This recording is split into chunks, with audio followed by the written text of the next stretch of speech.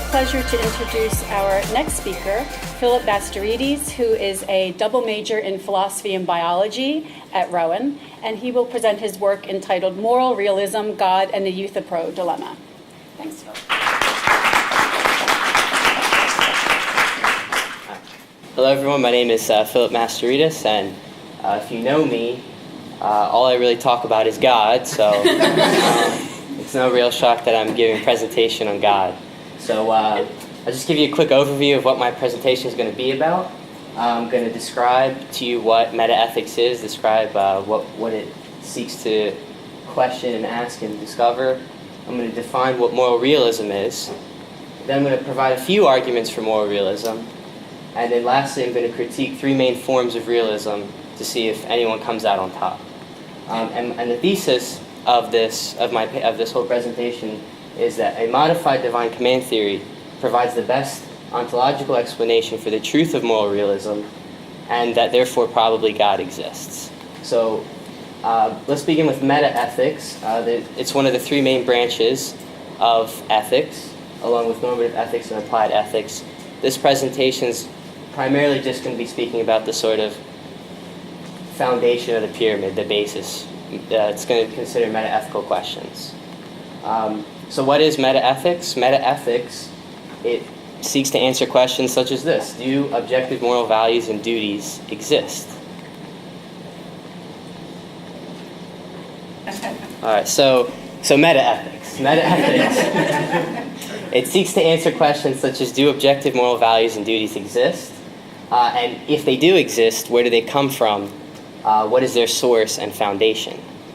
Also, are some things morally right or wrong for people at all times? Or does morality instead vary from person to person, context to context, or culture to culture? So there are three competing theories in metaethics. These are the three main theories: moral realism, moral constructivism, and moral anti-realism. I was going to speak about the other two, but the PowerPoint would have been way too long, so I'm just going to focus on moral realism. Moral realism is, it holds to, first, that objective moral values and duties do exist, and it says that these moral values and duties are true regardless of anyone's opinion. So another way to think about that is that facts about value are mind independent. So let's say, for example, that the Nazis won World War II, and the whole world thought that anti-Semitism was okay. Under moral realism, the whole world could still be wrong. So it doesn't matter if everyone agrees or some people disagree. It's like, think of it like a math problem. The toughest math problem on a calculus exam, some students might put 13, others 12, 10, 17. But in the end, there's one right answer, even though that the students might not have the answer. So that's how we kind of want to think of moral realism. Some famous moral realists include Plato, Aristotle, John Stuart Mill, G.E. Moore, Thomas Nagel, Derek Parfit, Rouchet Fernando, and among others. So just a few arguments for moral realism. There are many more than what I'm presenting here, but couldn't pack all that in such a short PowerPoint. So the first argument is, any argument against moral realism is also an argument against epistemic realism. So what is epistemic realism? That's the view that some beliefs there are facts in the world, mind independent, that justify beliefs or make other beliefs unjustified. And it seems like not many people want to give up epistemic realism. Not many people deny that. But it seems as though any argument you give against moral realism is going to apply to epistemic realism. So they stand or fall together. The second argument for moral realism is our experience and our intuitions. People live like moral facts exist. Why hold strong opinions about what you think is right or wrong if there really is no matter of fact? 3, the problem of disagreement shows us that if moral realism is false, it seems kind of we can't really disagree with each other. If I say, intolerance and tolerance are just they're equal. There's no difference because there's no matter of fact. likewise, racism and equality, we can't really say one's better than the other because there is no matter of fact if moral realism is false. And lastly, moral progress. Do you think that we've progressed morally since the Stone Ages? If yes, then it seems like, well, what have we progressed towards? What have we progressed towards? This is why the moral philosopher John Cottenham of the University of Reading says, to everyone's surprise, the increasing consensus among philosophers today is that some kind of objectivism of truth and value is correct. And this is an interesting study that was recently done by Phil Papers. David Chalmers was heading this study. Dr. Miller did bring up that there was some limitations to this study. It may not have, asked too many ethicists their opinions on this, but there was over 3,000 professional philosophers who did answer the survey, and over 56% of them thought there were pretty good reasons to be more realist. So I thought that was pretty interesting. So now the question is, okay, we have these objective moral values, we have these objective moral duties, but what grounds them?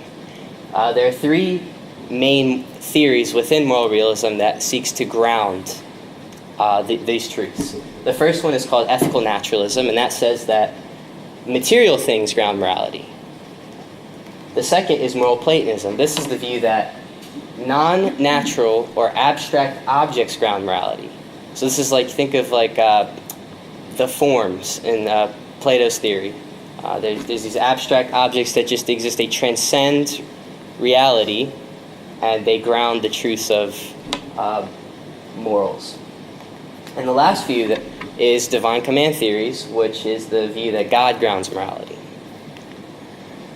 So I'm just going to look at a couple problems with each of these views. The first problem with ethical naturalism, again, that's the view that material things ground morality, is what is known as G.E. Moore's open question argument. Basically, he argues that we can't say that moral badness is identical to a natural property such as pain.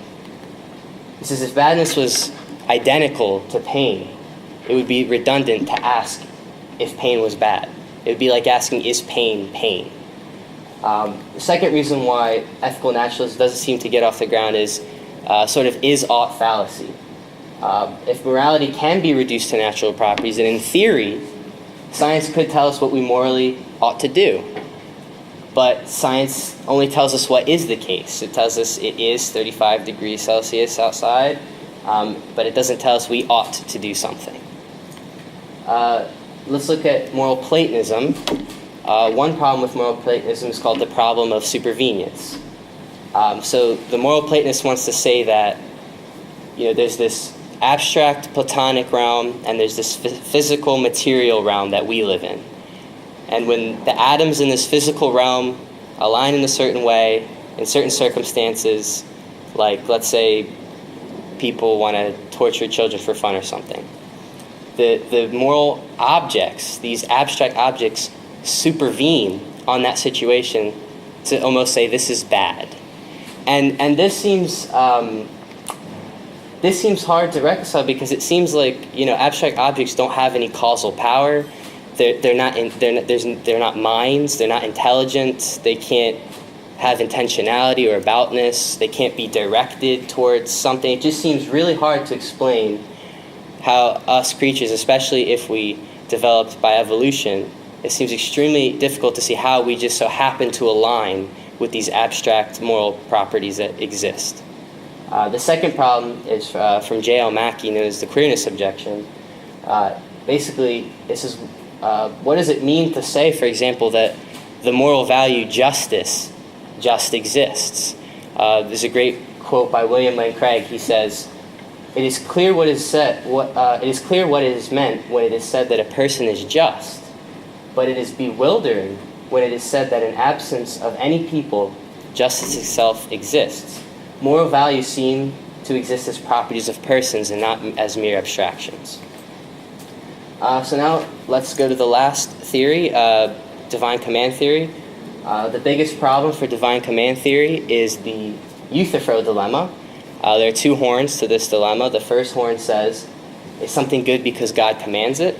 And the second horn says, or does God command something because it is good? Now, if you go with the first horn, you fall into something called the anything goes objection or the arbitrariness objection. Basically, if something is only good because God commands it, then it seems that God could command anything. He could command anything like the torture of children for fun, and it would be morally permissible. It would be the morally permissible thing to do. But that just seems wrong.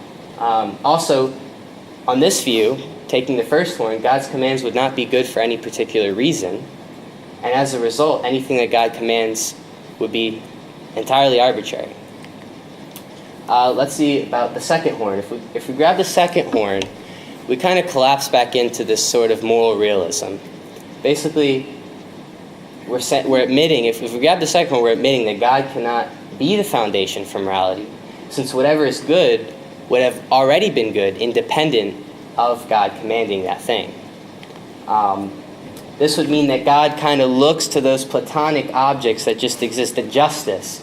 He looks to that as the external source to himself of morality. So my solution to the Euthyphro dilemma is I think it's a false dilemma. I think there's a third horn that is overlooked. And that third horn is that God's nature, in its essence, just is the ultimate good. And God's commands, the commands that he gives us, flows necessarily from his nature. So this view, this third horn, has come to be known as modified divine command theory. Since God is goodness on this view, he would not command something horrendous like the torture of children for fun. God would not command such an act because it is not in his nature.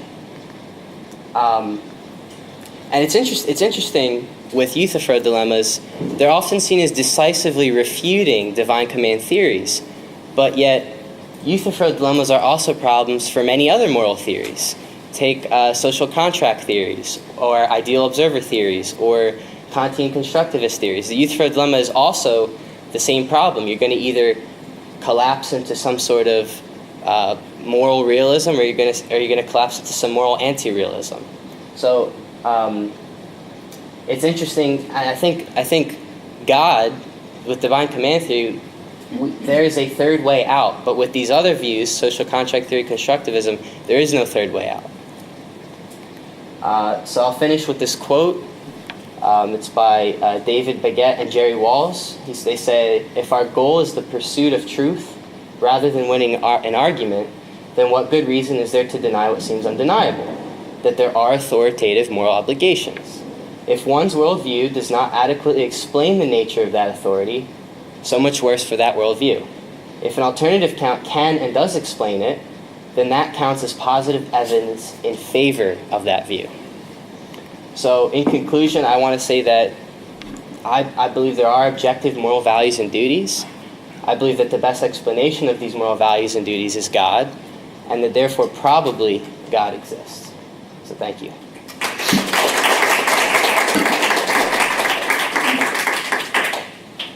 Thank you, Phillip. So questions? Yes. So what do you mean by God? So I don't mean anything crazy, just the traditional Western concept of God, all-loving, all-knowing, all-powerful. So based on that, and specifically with your final conclusion, are you not making are you not limiting God by saying that God is only good? Well, and why would that be a limitation? So, based on the Western conception of God, Mm-hmm. are you also assuming in this case that omniscience, omnipresence, and these kinds of things as well, or no? So I think that this argument wouldn't get us omniscience, and it wouldn't get us omnipotence. Okay. This argument, all it would get us is omnibenevolence, and it would give us a rational, necessary, and transcendent, omnibenevolent being. Okay. That's all it would get us. It wouldn't get us omnipresence or all the other ones. God have to know all the good things if it's God's the source of moral value. Actually, that might be a good point. Maybe it does. Yeah. So I guess obviously this is a big story, and people are going to have many different conceptions of what God is in the first place. Mhm. So I think it is important to make sure that whatever your definition is something that is 100% clear when you're making it. Yeah. So yeah, I keep coming back to this idea that if you define, so if you have a straightforward equality, God equals goodness, Mhm. then does that not limit what God is? I think in the traditional understandings of God, in the Western understandings of God, he is the greatest conceivable being in Salmian terms. He is the maximally great being. And it seems that a maximally great being is a being with all great making properties. And it seems like to be the standard of good, to be the moral locus, to be this omnibenevolent being, that is a great making property. And God traditionally understood is a being with all great making or compossible great making properties. So I don't think it limits him. I think that actually would be a reason that'd be a worthiness of worship type of attribute to have. I was just gonna piggyback off of that question to where if God is all good, then does that limit him to where? So, like, it's important to define God himself, but I think it's also important to define what we mean by goodness. Because if goodness is found all in God, and God is all good, then wouldn't defining goodness require us to understand and know God? If that makes sense. I think I kind of see what you're saying, but I think most theists, or at least Christian theists, would kind of say that God created us as rational creatures. He created us with the ability to reason, and reason is a tool that we can come to see sort of moral principles and moral truths. I think natural law theories say, like Aquinas, he kind of quoted and said, he quoted the Bible where it says, God will write this moral law on our hearts. So it kind of seems like the Christian would say this is built into our consciousness, and it is a way we kind of all, in a sense, have direct awareness of God in knowing moral properties and moral truths.